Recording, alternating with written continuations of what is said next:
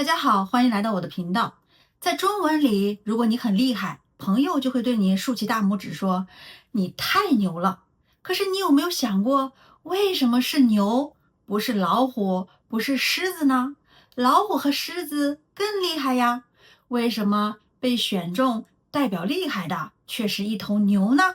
今天我们从汉字牛的起源说起，从牛的性格特点和文化象征意义等方面来讲一讲有关牛的有趣表达。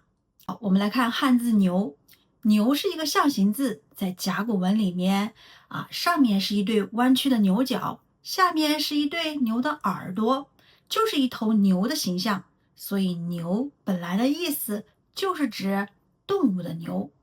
牛角是牛最有代表性的武器，牛一发脾气就会用牛角去顶去撞，所以牛的第一个性格特点就是倔强。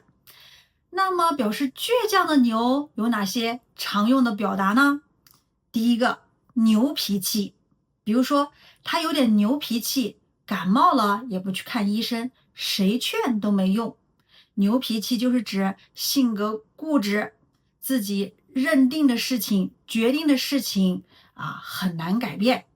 好，第二个词语牛劲，比如说朋友说他没力气，他偏要试一试，结果真的一个人把洗衣机搬到楼上了，全靠一股牛劲。牛劲就是指不服输要干到底。比如说句子当中，别人说他没力气搬不动，他偏要一个人把洗衣机搬上去，这就是牛劲。第三个词顶牛，最近我和爸爸在要不要换工作这件事情上顶牛，我觉得可以试一试，但是爸爸说稳定最重要。顶牛，你想一想，就像两头牛互相顶着，形容人和人之间意见不一致，对着干，硬碰硬的意思。好，第四个词牵牛鼻子，比如说学中文最重要的不是一开始就大量的说，而是要抓住输入这个牛鼻子，多听多读，积累多了，听得好才有可能说得好。怎么理解牵牛鼻子这个词呢？牛很大，力气也很大，但是呢，鼻子很敏感，很怕疼，所以农民就在鼻子上打个环，然后呢系上绳子，牵着牛走，然后牛呢就不敢乱跑了，只能顺着这个人往前走。好，所以牵牛鼻子就是形容抓住关键整件事情就能做好。好，牛的第二个性格特点呢，就是勤奋，能吃苦，不喊累。表示勤劳的牛有哪些常用的表达呢？比如说老黄牛，他在公司10年，默默做事，从不抱怨，大家都喊他老黄牛。在中国的文化里，老黄牛就是指踏踏实实干活，不爱说话也不怕累的人。好，牛不仅能吃苦，它的力气呢也非常的大，于是成了厉害的代表。表示力气大的牛有哪些常用的表达呢？比如说九牛二虎之力。昨天我带2个孩子去动物园，一个跑一个哭，我费了九牛二虎之力才把他们2个搞定。九牛二虎之力这个成语的意思就是指9头牛2只老虎一起出力，形容呢费了很大的力气才把这件事情完成。第二个词语牛气冲天，他拿了第1名之后呢，整个人牛气冲天，走路都带风了这个词呢形容一个人特别自信，有气势，就像牛的气冲上天一样，有时呢也带有一点点夸张或者有点骄傲的感觉。好，第3个词牛人，他1年内通过了 SHK 6级考试，还能用中文做演讲，简直是个牛人。牛人是一个很口语化的词，意思就是指某个人在某个方面特别厉害，大家都很佩服他的意思。好，第4个词牛逼，他上个月请了2个星期病假，结果这次考试还是得了第1名他也太牛逼了吧牛逼是一个非常口语化的词，意思就是指特别特别厉害、特别强、特别棒，适合朋友之间夸人，正式的场合不使用。所以在中文里，当我们特别佩服一个人的时候，常常就会说：“你太牛了，你真牛，你很牛啊！”那为什么不是说你很老虎，你很狮子呀？因为在中国的文化里，老虎和狮子并不常见，而且呢很危险，让人感到害怕。但是牛不一样，牛是我们身边经常出现的动物，而且很亲近不可怕。而且牛每天帮人耕田，很努力，不抱怨。所以我们说一个人很牛，其实是在夸他不是靠运气，而是靠自己的努力完成的，是很佩服他的意思。好，牛虽然力气大，但是走路走的却很慢。牛的第三个性格特点就是迟缓，表示迟缓的牛，就是表示动作很慢的牛。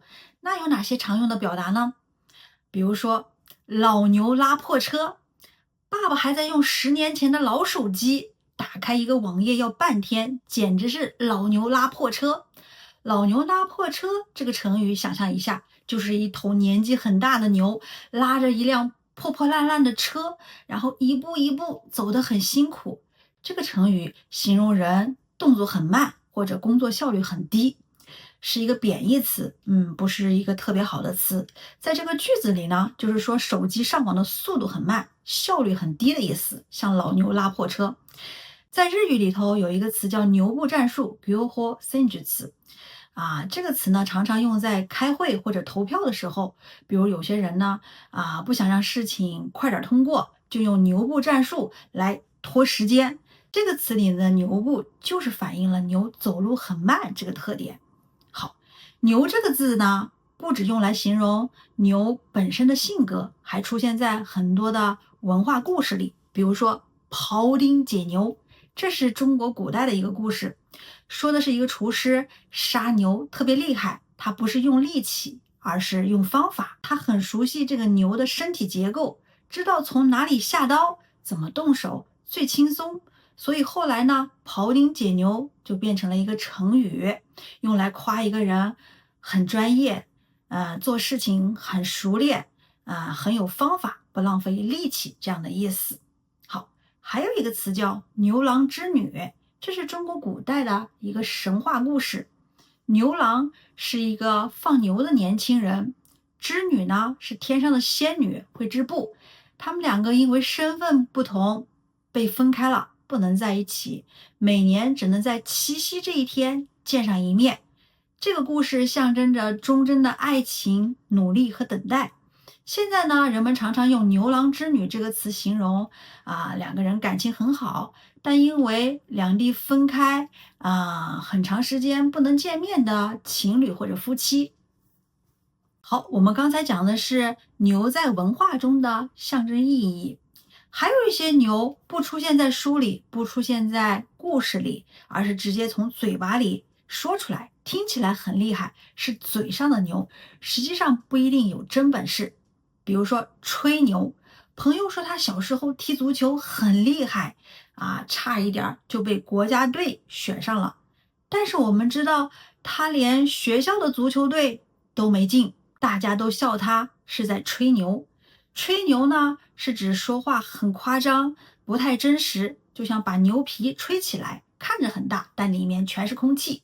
好，第二个词牛哄哄，他刚进公司，还没工作2天说起话来牛哄哄的，好像别人都比不上他。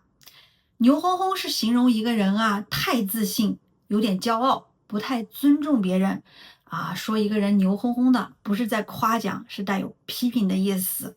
好，说完了嘴上的牛，我们再来看看市场里的牛，它影响着股票的价格，甚至呢抢不到票，买不到票也和牛有关。我们来看2个词，牛市。最近股票涨得很快，朋友天天盯着手机看股票，说现在是牛市，机会很多。牛市就像一头牛往上冲，股票的价格一直涨，人们都想买，这样的意思。黄牛，比如说我想买演唱会的门票，网站很快就卖完了，最后只能从黄牛那里买，价格贵了2倍。黄牛就是指不是自己想看演唱会，也不是自己要坐火车他们先把票买下来，等到别人买不到的时候，就用很高的价格卖给别人来赚钱。黄牛呢，在最开始的时候，他们喜欢穿着一些黄色的衣服，然后在演唱会的门口，在车站的附近出现，所以就有了黄牛这个词。在日本也有像黄牛这样的人，叫做打夫亚，他们会在演唱会的门口或者车站的附近偷偷的把票卖给别人，通常价格也非常的高，这也是一种违法的行为。今天呢，我们一起认识了一头牛，它有点固执，别人说什么它不一定会听，它很勤劳，埋头干活，不说累。它走得很慢，但一步一步很踏实。它力气很大，经常被人夸你很牛。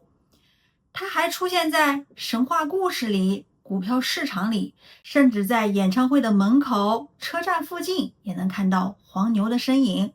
可以说，牛不只是田间的动物，它还是我们文化里的一个象征更是语言里活生生的角色，出现在我们生活的方方面面。好了，今天的节目就到这里了。视频的最后是一个笔记总结，我们下期再见。